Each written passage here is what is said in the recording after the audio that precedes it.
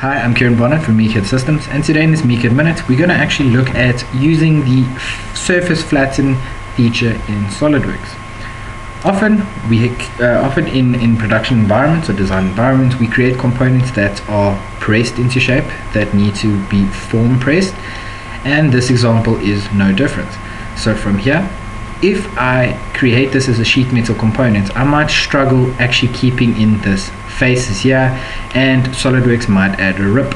So to get around that, what am I going to do? I'm going to use something called the surface flatten. So surface flatten, under my surface tabs, you can select it, and then from there we can select all the faces that are required to be flattened. So just select up my last few faces.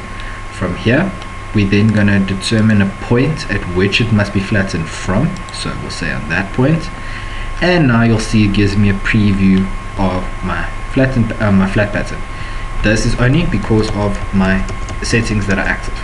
So from here, I can also add in a relief cut. So relief cuts would be similar to creating it as a sheet metal component, and it would actually add in cutouts on my component, on my flat pattern.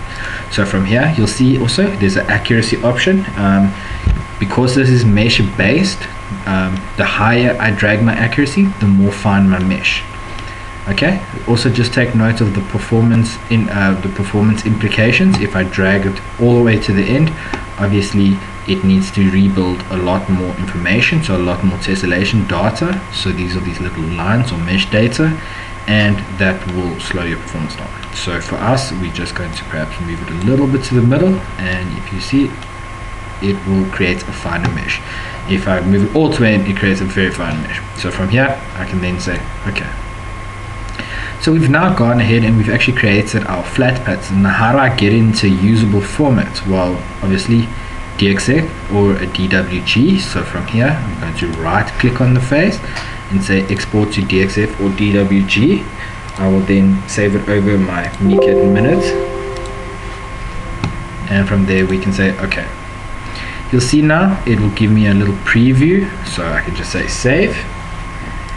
So from here, what we're then going to do is actually go and just preview it in eDrawings just to see our format.